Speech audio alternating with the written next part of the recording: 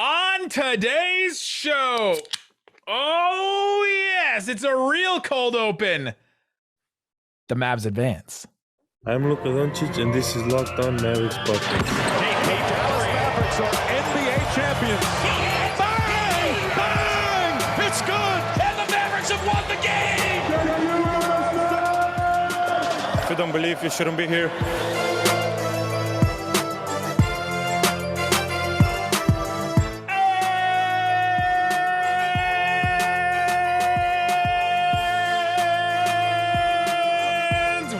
Welcome. You are locked on to the Dallas Mavericks. My name is Nick Angstadt, media member and NBA channel manager for the Locked On Podcast Network. Thanks for making Locked On Mavs your first listen every day. We are free and available on all platforms, including YouTube, where you can subscribe to the show right now. If you're joining us for the first time, subscribe to the show. And the best way you can help us is to comment below.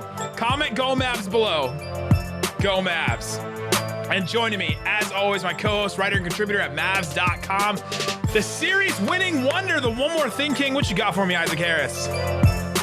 Where were you when the Mavs destroyed the Jazz and ended them? They're done. No one listens to jazz music anyway. It's over. Rudy's gone. Shout out to David Locke, our boss, incredible guy, incredible entrepreneur, just great mind. Good for him. Good for him. That's it. Enjoy the off season. I think him and Quinn will have more time to hang out together now. So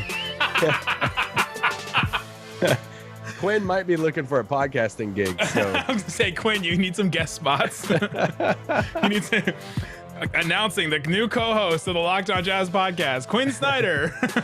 But in all honesty, though, this is the first playoff series. I mean, y'all have all seen it. You've all seen the stats. First playoff series win since 2011. First one for Luka Doncic. The irony, you tweeted out pictures of Dirk and Luka, the irony that both of their first playoff series win comes against the Utah Jazz. In Utah. Both of them in Utah. In the bad city.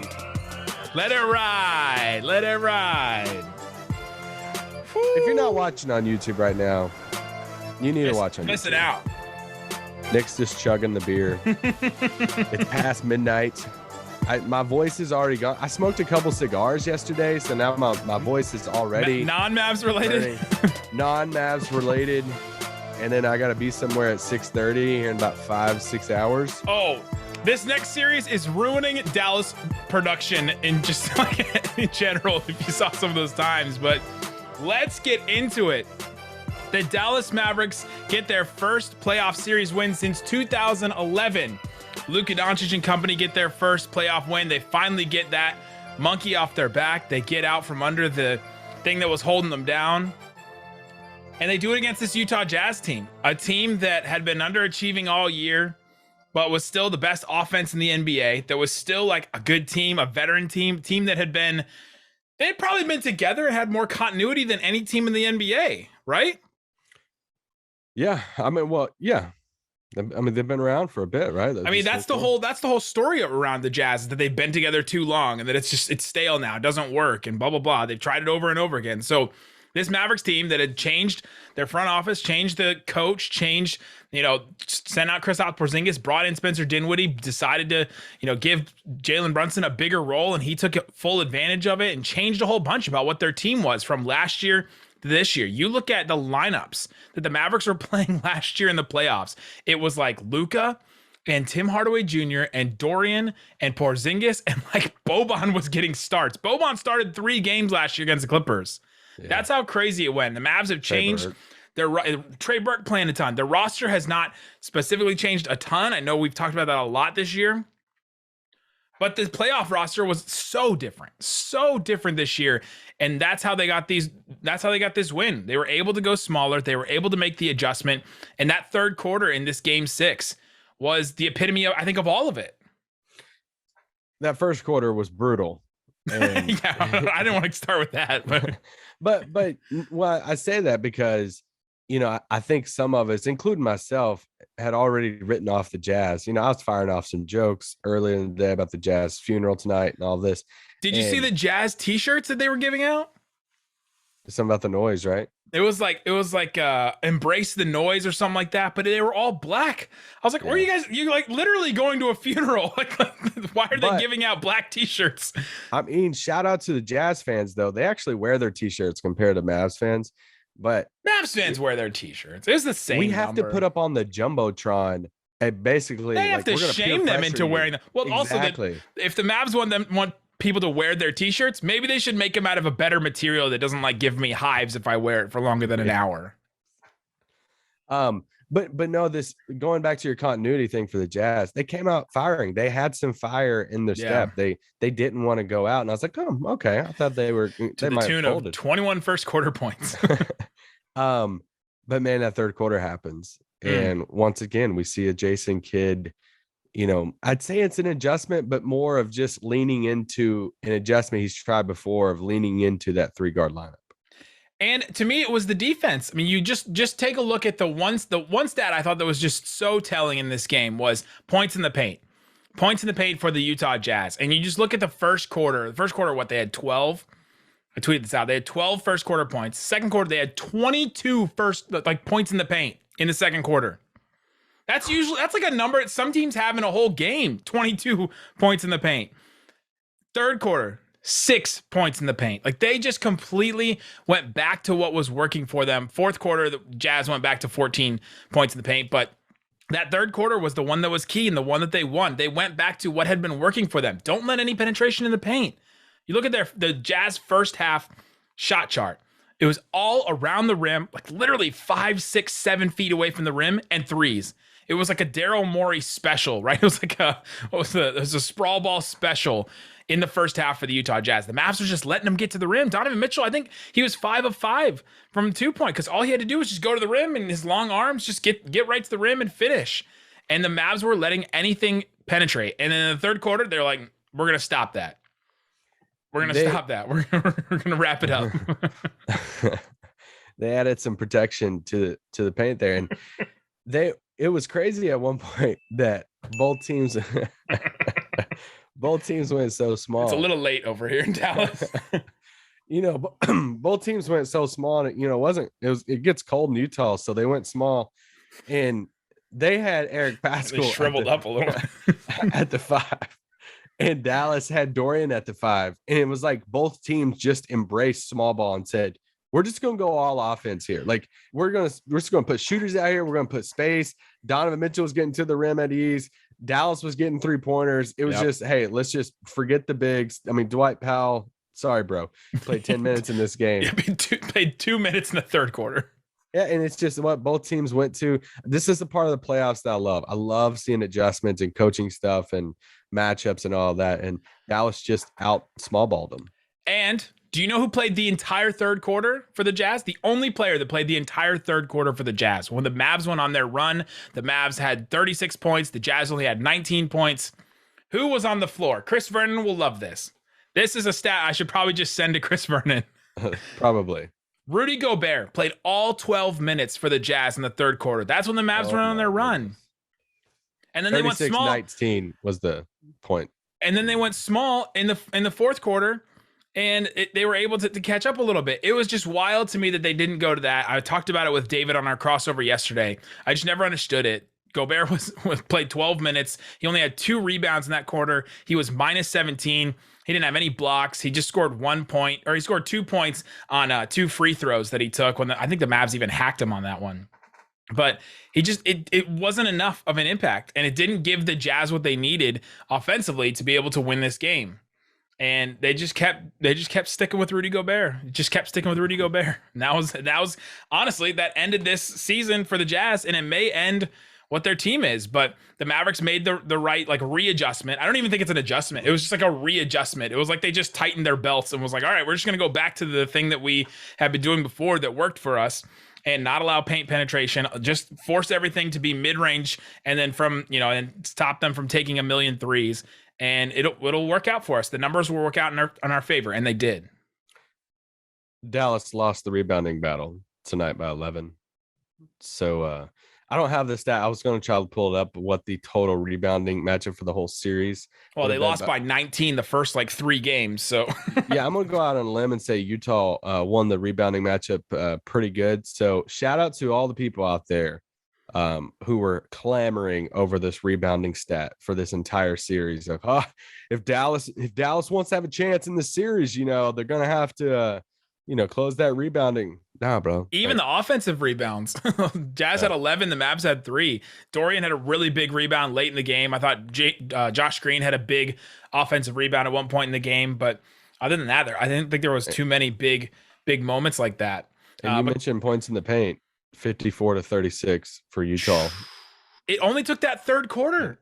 Yeah. And the Jazz couldn't score anywhere else. They didn't have a really good shooting night outside. The Mavs finally did. The Mavs were terrible from shooting from 3 in the first half. Threes did the Mavs took 43 threes. They took 40 threes. Another one of our things. And then also the Jazz took 35 threes. They still never took more than 35 threes in one game in this series. That was one of our rules going into this series, and it continued to be something that proved to be true. Also, Clarkson, I thought he was going to have more points than Bogdanovich. That was another one of our rules, but Bogdanovich finished with 19 and should have had the game-winning 3. We'll talk about that coming up. That play at the end. What happened on that ending play? And then we'll go through every single player and talk about him player by player throughout this series. Jalen Brunson especially needs an entire shout out for him. So we'll talk about that and more. But before we do, let me tell you about Built Bar. It's a protein bar that tastes like a candy bar. They're delicious. I have them all the time. We just had our NFL Draft live show, and Eric Crocker, who's our host of Locked On NFL Draft, he's our host of Locked On 49ers, a former NFL cornerback, was like, hey, if I'm going to do 3 days of this draft, I need some Built Bar Puffs. He's like, I just got to have them. And so our coordinating producer, Allie Bronson, texted me and was like, hey, do you have any puffs at your house? I was like, yeah, I do. And so puffs. I brought Eric Crocker puffs, and hey, he had an incredible draft show. So I'm not saying that just because former NFL cornerback Eric Crocker loves the puffs that you should get the puffs, and that because he ate the puffs that I brought him, he was able to do an incredible job on the draft show. But maybe tune into that show, Locked On NFL on YouTube, and get the puffs. There's incredible flavors. He had the churro puff. Those are amazing. 140 calories, 17 grams of protein, 6 grams of sugar. Looks like they're also giving away a free cooler if you buy some Built Bars right now. So go check that out. Built.com. Use the promo code LOCKED15. You'll get 15% off your entire order. This is a service we're doing to you. 15% off. LOCKED15. You won't regret getting these Built Bars. So many listeners have gotten them. Built Bar. Built different. All right, Isaac Harris, thanks for making Locked On Mavs your first listen for your next listen. Check out the Locked On Now podcast. It's nightly recaps of every NBA game. They'll have NFL stuff on there today, NHL going into the playoffs. The Stars made the playoffs, so listen to the Locked On Now podcast Monday through Friday, less than 30 minutes, free and available wherever you get your podcast. All right, the end of the game. I thought for sure we were going to a game 7 when that play happened because there was 4 seconds left. Jalen Brunson had just missed his first free throw, made his second free throw off of a foul play. The Mavs were up by 2, 98-96. The Jazz called timeout, and then Royce O'Neal inbounds the ball from the right side. Quinn Snyder draws up a play to get everybody running around. They didn't have Rudy Gobert out there, by the way. Just want to throw that out there. No Pascal either. And they ran a perfect play, I thought, that started with Bogdanovich on the left block, and he ran all the way around through like multiple different screens, a Mitchell screen, a Clarkson pushing screen. I don't know if we want to get into that one too much. And then Bogdanovich gets wide open on the left side. He pump fakes. Dinwiddie just completely flies over him trying to contest the 3. He gets an open 3, and it clanks off the back left side, and Luka Doncic is so incredibly happy after that goes off. But what happened on that last play, and whose fault do you think it was? Because Dinwiddie didn't think it was his fault.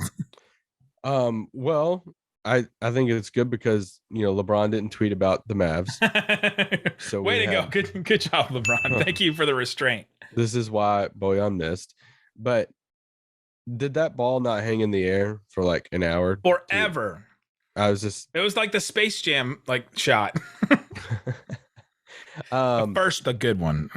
Yes, the actual one we only acknowledge. But no, I mean, I think Dinwiddie said post game that, hey, it, wasn't his fault that he got so open. I think Dinwiddie probably was supposed to switch. He just got kind of hung up there on the screen. And, he defended it and he contested as best as he could. And Bojan just missed it. And I think that's part of a thing for this series, that there were a lot of, even Ball Vargas on Bill's pod the other day, he was giving out stats about how many open threes the Jazz have missed in the series. And David kept talking about the shot quality, how the Jazz are getting good shots. They're getting, even that game, they only scored 77 points. They're getting good shots, high quality shots. They're just missing them. Yeah. And I mean, that's about as best of a shot you could get to win the game. And he bricked it. So. I think what happened was Dinwiddie drives me nuts with his closeouts. And David Locke brought this up on our crossover yesterday, actually. He said, I think that Dorian is extremely good at closing out. And it makes me think everything. He's good at everything. He's held Donovan Mitchell in an incredible way this series. But Dorian is so good at closing out that it makes everyone else, when they close out, look like they're completely wild and out of control to me, because the way Dorian is able to close out and able to close out multiple times in one possession. But the way Dinwiddie just flies by Bojan on this play, he could have, if he had just run up to him and stutter stepped and contested that way with his hands up, instead of just I'm going to fly by you and try to block the shot with like my elbow or my armpit. He may have gotten a better contest on it, but Bojan still missed the shot. So to his defense, though, he didn't foul him, and if he did that, true. he could have fouled him. So very true. Bojan bricked it, and that's the game. And to see them, celebrate as much as they, I mean, you look at, not as much as the Wolves. No, in the play-in. No, jumping on the. No one jumped on the scores table. There were no shirts removed. No tears. What Luka did in this series, coming back from the calf, and it's just, he shot 47% from the field. He finished the series shooting 37% from three, averaged 29 a game, averaged a little over 10 rebounds for the series. Huge, big rebounds. The Mavs needed every one of those rebounds, and he only played in 3 games. And it's just, this just further proves that if Luka was fully healthy, this would have been a wrap, man. Like 5. I mean, they could have swept them, but probably 5. I'd give Utah at least 1 game, especially if he wouldn't have been like hobbled that first game too, right? Like he was limited in that game 4 when he came back. If he hadn't have been limited in that game, then I mean, if he would, you see what happened in these last 2. And I will take 20 seconds here to pat ourselves on the back for a second and say, this is why we wanted freaking Utah the whole time. And when some of y'all are up in our DMs and comments being like, yo, sure you want Utah after you lose and all, yes, wanted Utah the whole freaking time, because if we're healthy, this is what happens. And it's like, I mean, I don't know. Look at the way Denver played. Denver was pretty bad in their first round series. I mean, but still, it's the like Mavs were able to in this matchup. Yeah. Like, yeah. And that was the whole thing with that. And I want to make sure we have time to get into some of the role players, because I actually think, obviously with Luka playing 3 games, he's the best player on the team. He's not the biggest story of this series, like at all. And this is Jalen Brunson, Dorian Finney-Smith, Reggie Bullock series. And this is like massive moments for them. I mean, arguably the biggest moments of their career, probably is. Incredible moments. And Tim McMahon tweeted out that Jason Kidd said, unsung hero of the Mavs closeout win, Reggie Bullock, who was, quote, sick as a dog. Reggie Bullock went out there, and my guy, I have to apologize that you felt that he should have played more. Played 43 minutes. Yeah. He just went out there and gave it everything. Him and Dorian were so key. Like they almost create. There's no way the Mavs could have played the way that they had in this series without those 2 guys specifically. And those 2 guys being able to play 43 minutes and not get so fatigued that they can't hit threes on the other end. Dorian was 4 of 5 in this game. Bullock hit 2 of his 6. He also had a couple of big rebounds. Dorian had 10 rebounds of his own and 5 assists. Dorian had a pull-up 2-point jumper that just blew my mind. Whoa. In the first half. Yeah. I was like, what is happening? It was almost like a fadeaway. Yeah. I got a minute thing for them. And 288 total minutes for this whole series for that both teams played. Okay, in 6 games, 48 times 6 here. Yeah, and any player could have played that many minutes. Yeah, Dorian and Reggie both played over 250 minutes of this series. Shut it down. Reggie Bullock. Let's go home. Reggie Bullock played 254 of the 288 minutes. Dorian Finney-Smith played 259 of the 288 minutes of this series. Both guys shot 40% from 3 in this series.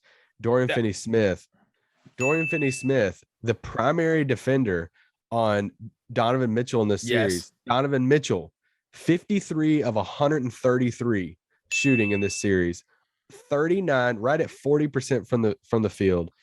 Donovan Mitchell also shot 21% from three in this series. He was 10 of 48. I mean, if you're looking for a perfect series, a near perfect series for Dorian Finney-Smith, if there's any dumb person out there that thinks that Dorian Finney-Smith and that contract, I wish he was worth the contract. Questioning any of that, I mean, he's a steal. Like getting him locking this, that's one of the most underrated parts of this season, especially for this front office, is locking up Dorian Finney-Smith at that number when they did, because this dude just had they don't win this series without Dorian Finney-Smith. No. 18 points in this game, in this closeout game. You only really had like points contributions from Luka, Brunson, Dinwiddie off the bench. You expected those three guys to have points. And then Dorian had 18 points. That's all the role player points you needed, and you got it from one guy. And he's done incredible while defending Donovan Mitchell.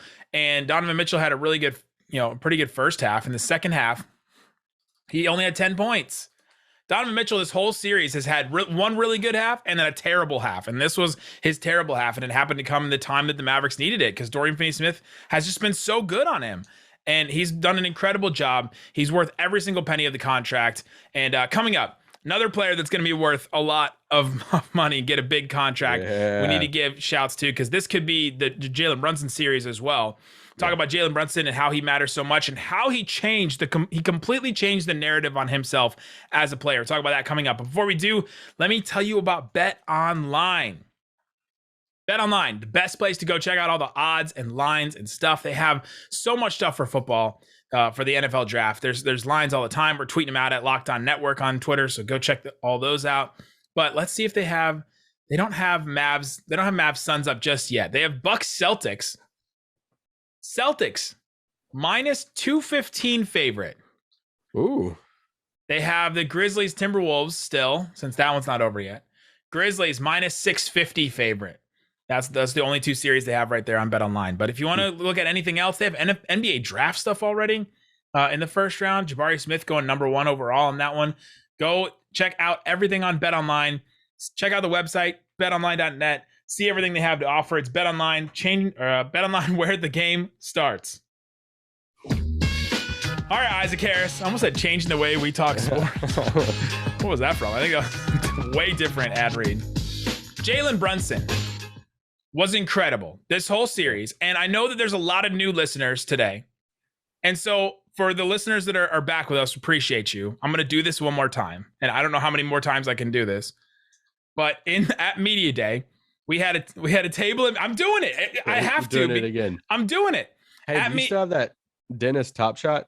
At Media Day, we had a table where we were one of the stations, and the Mavs brought every player through, and we were able to talk to them one-on-one and look them in the eye, and talk to them and ask them questions, and it was awesome. Jalen Brunson was one of our favorite interviews, and we were laughing, joking, having a good time, and he was joking around like Jalen Brunson does, his dry, quick-witted humor. And then we asked him about the Clippers series in the playoffs last year. It was his first playoff series because he wasn't in the bubble because of his shoulder. And he, in the first 4 games of that series, played 19 minutes a game. The last 3 games of that series, he played 10 minutes a game. Overall, these are his averages against the Clippers in 2021. 8 points a game, 1.4 assists per game. He shot 44% from the field and 77% from the free throw line, but he only took 2 a game. He averaged just 16 minutes for the entire series in 7 games. And so he got played off the floor, basically. And so we asked him, what do you got to do to improve yourself and this team to get better, to get over the hump and to win a first-round series this year, which is everybody's goal, which is what everybody told us. And he said, he got real serious and looked at us and said, I got to be better. We got to be better. I got to be better. And guess what? This year against the Jazz, he played in all 6 games. He played 38 minutes a game. He went from 16 minutes a game last year to 38 minutes a game this year because he couldn't get played off the floor at all. Yeah. Because his defense was way better. His shot making was way better. He was irreplaceable for this Mavericks team. There are only 3 players that played over 200 minutes. He was the other one. He averaged 27.8 points a game. For the European crowd, I'm going to round that up. 28 points per game. 4 assists per game. He shot 48% from the field on 21 attempts per game. That's completely different than shooting 46% on 6 attempts per game last year. He shot 36% on threes, but he took 5.5 a game, which is what the Mavs needed him to do. He shot 85% from the free throw line, and he took 6.5 free throws a game. This is what the Mavs needed him to do. All season, I've been saying, what's the next step for Jalen Brunson now that he's taken a step forward is to get to the free throw line more. And boom, he went, 3 times a game, and it made a huge difference for the Mavs. He was incredible, and they don't win this series unless Jalen Brunson takes that step forward, that Jason Kidd believes in him, empowers him to be the player that he's been. You could say it's Jalen Brunson contract year, but hey, he stepped up and did what they needed him to do. If you would have told me going into a series, say, hey, What Dallas, if I told you? What if I told you that Dallas was going to play Utah in a playoff series without Luka and Jalen Brunson would outplay Donovan Mitchell? I would be like, man, are you on something, or are you, Pass the grass, man. Because we love JB, but like I've said it before, I'll eat my words on it. I was like, man, a great 6-man, maybe a quality starter, depending on who the other guys in the starting lineup would be. But for him to take that step, for him to have that 41, in that game, for them to win game 2 and game 3 without Luka, and we have Charles Barkley on TNT saying, "Man, I'm about to get swept." This is terrible. He's about to get swept. For Dallas too, they play that first game without Luka, and we're like, really? Like, we've really waited 2 years, playing the Clippers. It's like, can we just play another opponent outside the Clippers? Can we see Dallas play with a different style, with a new Brunson outside, without KP in there, and they get all of it, and then Luka's hurt. You're like, are we really just going to go out and we don't even get to see that? And Jalen Brunson's like, no, we're not. And he literally put this team on his back. Like, yeah, we hyped up Dorian and Bullock, and this is the Dorian Bullock Jalen Brunson series, basically. But this is really the Jalen Brunson series. This is the series that Jalen Brunson legitimately outplayed Donovan Mitchell. Like, you look across the board, you look at all the stats, he outplayed him, and like all across the board, there's no way to deny that. And that is a massive step. And to go into that conversation we had a few days ago with Jake Kemp of, is this more of just Kidd believing in him and changing his role? Is this Brunson kind of taking the next step? And I think it's both, but man, he is better, man. Like, he's better off the dribble. He's faster. He's jumping quicker. Timing of everything. You can't praise this guy enough. And he's going to be in Dallas for a long time. So Jalen Brunson increased his scoring average by 20 points from last year to this year. That's wild. He scored more points than Donovan Mitchell by like 3 points a game. He had Donovan Mitchell had like 1.5 more assists per game than him, but Mitchell shot under 40% from the field and Brunson shot 48% from the field. Like, just statistically, the amount of buckets that were like big for Jalen Brunson, where he got his buckets, when he got his buckets, and winning games. Like, the Jazz had their full team. They were healthy. The Mavs were not. They didn't have Luka for the first 3 games, and Brunson found ways to win those 2 games. And he's 6'1". Like, I know. He's 6'1", and he shot 48% from the field in this series. He only hit 12 threes, which is, he still shot 36% from 3, but 85% from the free throw line this series. He only missed 6 free throws. Like, he is a winning basketball player. And, Jason Kidd loves basketball players. And great vibes, just great vibes, like great vibes, great vibes. Yeah, great vibes, no, sensational vibes. And like the vibes are immaculate. Jalen Brunson in this series, the most impressive stat out of all of these, he increased his scoring average by 20 points. Cool. He had 4 turnovers the entire series. Yeah. 4. Huge. Chris Paul just went and had one of the most incredible series we've seen from a point guard, and everybody's lauding him about, 14 straight shots, and he's doing this incredible job closing out. It was like the all-time point guard series, right? That he just had. He had 9 turnovers. Jalen Brunson only had 4 in his. And think about all the times he handled the ball and all that. He only had 4 turnovers. Like, the Mavericks just don't win this series if Jalen Brunson was playing sloppy with the ball and didn't play exactly his game. It just worked so well against this Jazz team because they couldn't get out in transition. They couldn't get out in transition threes. They couldn't get, the Mavericks defense was able to get set because they were either going off of missed shots where the Mavericks were able to get set, or a made shot where they had to, set up their defense. And if the Mavs had let them get a bunch of transition, threes and stuff like that, maybe they start getting hot and maybe they'll start falling for him. And then all of a sudden this could be a completely different series. But Brunson takes care of the ball, was incredible. And it's just it's amazing to watch him. Like, it's amazing to see the things he can do. I thought he had so much more to give in this game. And I thought Luka should have deferred to him more at the end of this game. I think we can talk about Luka, but I didn't think he made the best decisions down the stretch of this game. But I was ready for a Brunson going off. I thought he had even more to give in this game. Luka played in half the amount of games and had 12 turnovers. Now he gets like 3 times the amount of assists. So true. Dinwiddie had 13 turnovers. Yeah, that's comparable for sure. I do want to give a shout out to Dinwiddie though. I thought Dinwiddie, tonight he had 19 points off the bench. He hit 4 threes in this game. Obviously this wasn't a 30-point game for Dinwiddie, but this is, arguably his best game of the series so far, maybe one of those first few, but I thought he played a pretty dang good game. And especially, this was one of the adjustments they made the second half, is leaning into that 3-guard lineup as much. He played over 30 minutes in this game. So I want to give a shout out to him, even though he didn't have the best of series. And I also want to give a shout out to Maxey because, obviously I think Dinwiddie and Dorian and Bullock had the better series, but Maxey finished the series shooting 16 of 31 from 3. It's 52% from 3. That's right. The 8 of 11 game really helped that number. Yes, very true. 54%, from the field. His defense, the versatility that this guy gives you, that it's just, I want to give him a shout out to because he deserves a lot of credit for the series. They need him. They need him in these lineups, right? They can try to. They went small a lot where they didn't even have Maxey or Powell or Bertans out there at all. But they need him in some of those lineups. He had some big rebounds in this series. He had 6 boards in this one. He had 3 assists. He had 1 really, really good assist.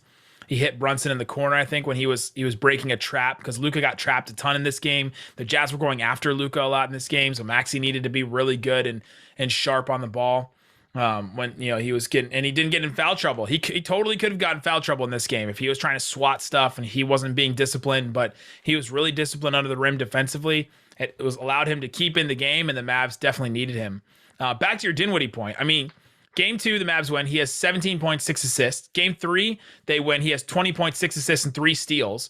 And then this game, he had 19 points and 2 assists. Game 1, he had 22 points. The Mavs almost won that one. He had 22 points and 8 assists. So like every game that Dinwiddie showed up for them, they were in or won, which by the way, the Mavericks were in or won all of these games, but still they needed him to come up big. And he only had 2 games where he didn't have big production, but one of those was game 5. The Mavs didn't even need him. Yeah. And yeah, I just thought that he was massive. And I hope that we'll talk about next round, and we'll do a crossover with Brendan Clean of Locked On Suns, and we'll do all the preview stuff. Like, we'll just keep doing podcasts every day. Monday is game 1 of that series, but I'm hoping this will be a better series for Dinwiddie because there are definite areas he can take advantage of. A series of playing Rudy Gobert, Ayton's going to look a lot different. I think he's still really good, but I think it's going to look a lot different for the Mavs.